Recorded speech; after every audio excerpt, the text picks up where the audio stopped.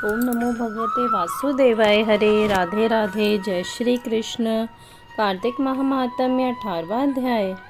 लिखता हूँ माँ पुराण की सीधी सच्ची बात। 18वां अध्याय। कार्तिक मुक्ति का वरदान। अब रौद्र रूप महाप्रभु शंकर नंदी पर चढ़कर युद्धभूमि में आए। उनको आया देखकर उनके पराजित गण फिर लौट आए और सिंहनाद करते हुए आयुधों से दैत्यों पर प्रहार करने लगे। भीषण रूपधारी रुद्र को देख दैत्य भागने लगे। तब जलंधर हजारों बाण छोड़ता हुआ शंकर की ओर दौड़ा। उसके शुंभ और निशम आदि वीर भी शंकर जी की ओर दौड़े। इतने में शंकर जी ने जलंधर के सब बाण जालों को काट अपने अन्य बाणों की आंधी से दैत्यों को अपने फरसे से मार डाला। खड़गोरमा नामक दैत्य को अपने फरसे से मार डाला और बैलाहक का भी सिर काट दिया। दसमर भी मारा गया और शिवगण चिशी ने प्रचंड नामक दैत्य का सिर काट डाला।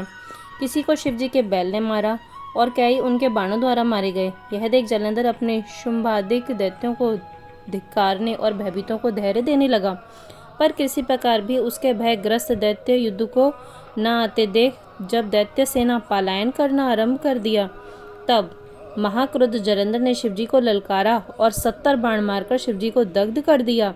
शिवजी उसके बाणों को काटते हुए यहाँ तक कि उन्होंने जलंधर की ध्वजा, छत्र और धनुष को काट दिया। फिर 7 बाण से उसके शरीर में भी तीव्र आघात पहुंचाया। धनुष के कट जाने से जलंधर ने गदा उठाई। शिवजी ने उसकी गदा के टुकड़े कर दिए। तब उसने समझा कि शंकर मुझसे अधिक बलवान हैं, अतएव उसने गंधर्व माया उत्पन्न कर दी। अपने गंधर्व अप्सराओं के गण पैदा हो गए। वीणा और मृदंग आदि बाजों के साथ नृत्य व गान होने लगा। इससे अपने गणों सहित रुद्र भी मोहित होकर एकाग्र हो गए। उन्होंने युद्ध बंद कर दिया।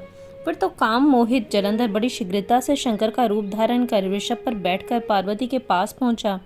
उधर जब पार्वती ने अपने पति को आते देखा तो अपनी सखियों का साथ छोड़ दिया और आगे उन्हें देख कामातुर जलंधर का वीर्यपात हो गया और उसके पवन से वह जड़ भी हो गया। गौरी ने उस दानव को समझा, वह अंतर्ध्यान हो उत्तर की मानस पर चली गई। तब पार्वती ने विष्णु जी को बुलाकर दैत्य धन का वह कृत्य कहा और यह प्रश्न किया कि आप इससे अवगत हैं। भगवान विष्णु ने उत्तर दिया कि आपकी कृपा से मुझे सब ज्ञात है। हे माता, आप जो भी आज्ञा करेंगी मैं उसका पालन करूंगा। जगत माता ने विष्णु जी से कहा, उस दैत्य ने जो मार्ग खोला है उसका अनुसरण उचित है। मैं तुम्हें आज्ञा देती हूँ कि उसकी पत्नी का पतिव्रत भ्रष्ट करो, वह दैत्य तभी मरेगा। पार्वती जी की आज्ञा पाते ही विष्णु जी उसका शिरोधार्य कर छल करने के लिए जलंधर के नगर की ओर गए। इति कार्तिक मास महात्म्य 18वां अध्याय समाप्त। कार्तिक मास महात्म्य 19वां अध्याय।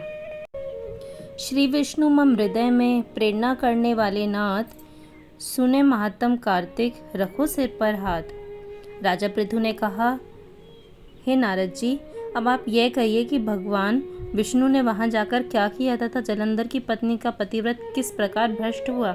नारद जी बोले, जलंधर के नगर में जाकर विष्णु जी ने उसकी प्रतिव्रता स्त्री पर वृंदा का पतिव्रत भंग करने का विचार किया।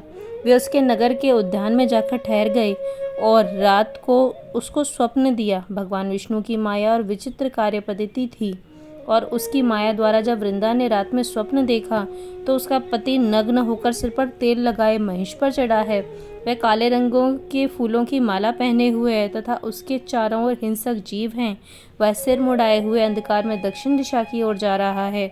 उसके नगर को अपने साथ समुद्र में डूबा हुआ इत्यादि बहुत से स्वप्न देखे। तत्काल ही वह स्वप्न का विचार करने लगी।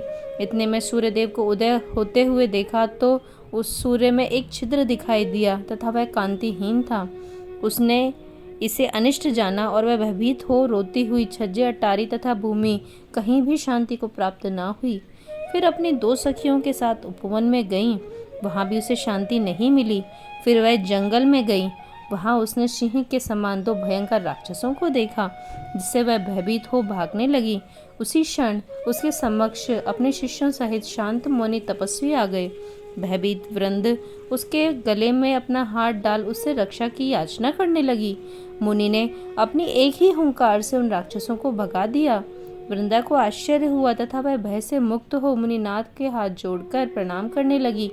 फिर उसने मुनि से अपने पति के संबंध में उसकी कुशल क्षेम का प्रश्न किया।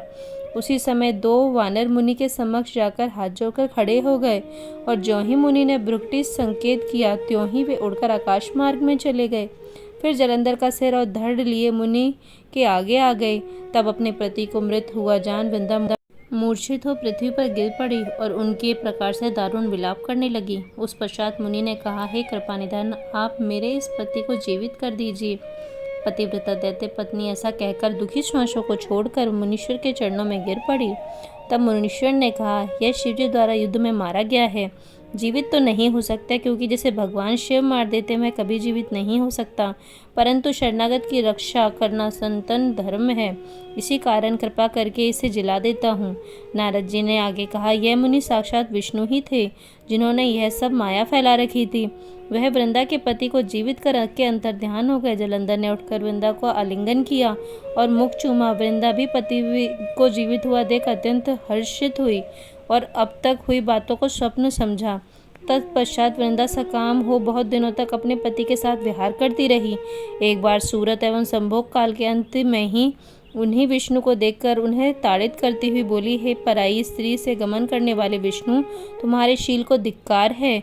मैंने जान लिया है कि तुम मायावी तपस्वी तुम ही थे। इस प्रकार कहकर कुपित पति वृंदा ने अपने तेज को प्रकट करते हुए भगवान विष्णु को शाप दिया।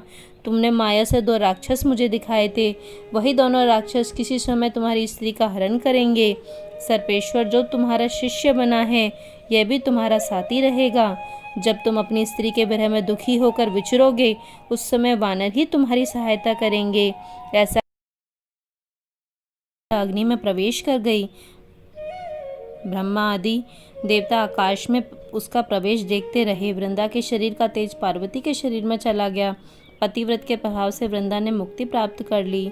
इति कार्तिक महात्म्य 19वां अध्याय समाप्त। ओम नमो भगवते वासुदेवाय। हरे राधे राधे। जय श्री कृष्ण।